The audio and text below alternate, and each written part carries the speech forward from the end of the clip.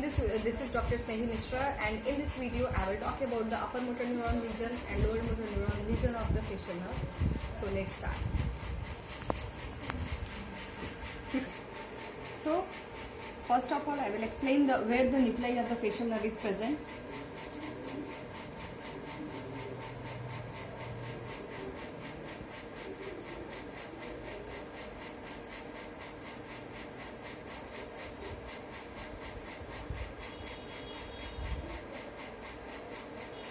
This is our midbrain, pons, medulla and spinal cord, cerebral cortex. Inside the pons, lower part of the pons, the facial nuclei are present. So this is upper part of the facial nuclei and lower part of the facial nuclei.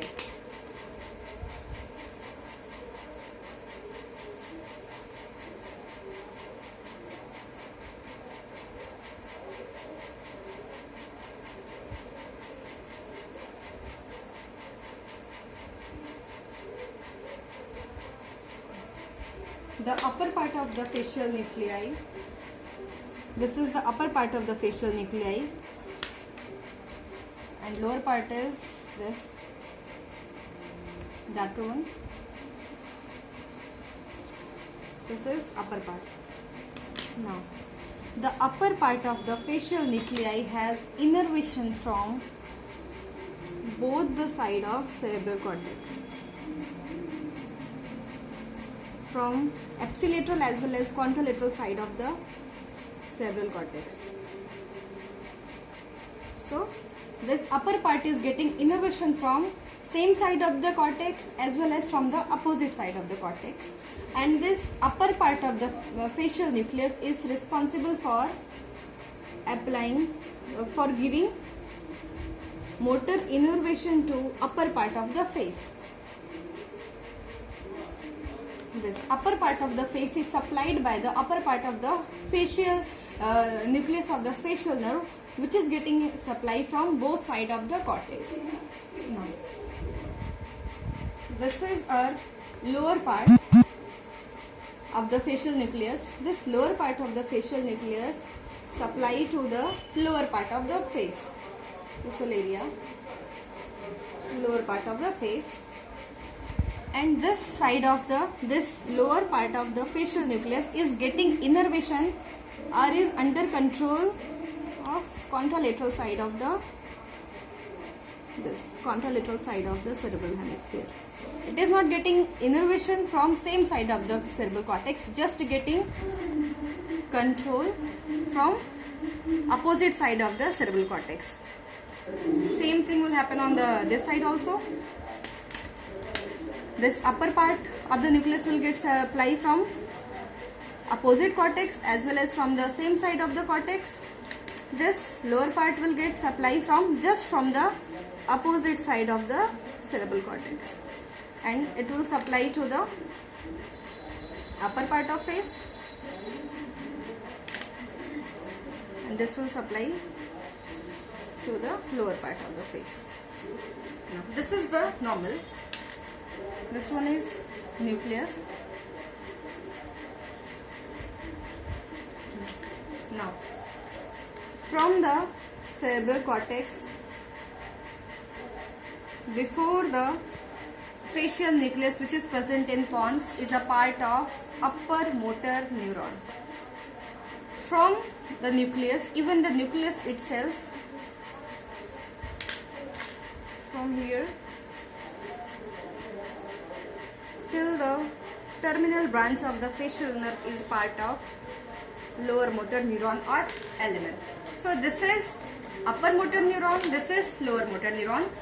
The facial nucleus which is present in the pons is also part of lower motor neuron. So any injury which will happen in this region, whether any stroke is there in cerebral cortex, it will consider as upper motor neuron lesion. Any pathology in this area from the nucleus to the terminal branch is considered as lower motor neuron lesion. Now, what will happen in pathological condition? First, I will explain the presentation of upper motor neuron, then lower motor neuron. Now, if any injury is happening in this area, suppose there is any cut, any pathology is there, this area is, this is right side, this one is left side, any pathology is there in right cerebral cortex. Now what will happen? If I talk about this, here the injury is in, the pathology is in which part? Upper motor neuron. So it is upper motor neuron lesion. So when this will happen? Now it is giving supply to the same side of upper part of the facial nucleus. So its function also should get hampered, but this upper part is getting innervation from opposite side also, so its function will be normal because it is having some other innervation from the opposite side, so this upper part will not get affected. For the lower side, if I talk about for the right nucleus, the lower part is getting innervation from the contralateral side, which is normal. So for this side of the face, function will be, everything will be normal because upper part is getting innervation from opposite side as well as the lower part is also getting from innervation from opposite side. Now where the symptoms will occur, where the symptoms will present? Obviously it will not be present on right side. So come for this side. Now this upper part of the facial nucleus, which is responsible for giving supply to the upper part of face, is getting innervation from this side, opposite side, where there is a pathology. So this upper part of face should get affected, but it is getting innervation from the same side of the cortex as well. So it will control, it will have the control over the nucleus, and this side will be normal. So one thing is clear, in UMN, the upper part will be normal. It will be okay. Now, whether the lower part of face will be affected or not, see, this lower part is getting innervation only from the opposite side of cortex, from here. It is having only one option, so but this side there is a pathology, so its function will get affected and the lower face will not be normal. This is the reason why in upper motor neuron the lower face affected. So two things we can rule out from this is the injury is here on the right side, pathology is there right side, but the right side of nucleus is getting innervation, upper part is getting from the contralateral side, so its function will be normal, lower part is already getting from the opposite side, so there will be no symptom on the right side. It means in UMN injury, the symptom will occur on opposite side. So two things we should keep in our mind whenever there is UMN injury of the facial nerve. One thing is, symptoms will be on opposite side. One point. Second point is, the upper face will be normal. So if I talk about the lower motor neuron injury, so whenever there is a lower motor neuron injury, so this is the fiber for lower motor. If there is any injury at this level, so what will happen? It will injure both the fibers of the upper face as well as the fibers of the lower face. So ultimately the whole face will get paralyzed. It means in LMN injury, the upper as well as the lower face will get paralyzed. And another thing is, these fibers are not crossing towards the opposite side.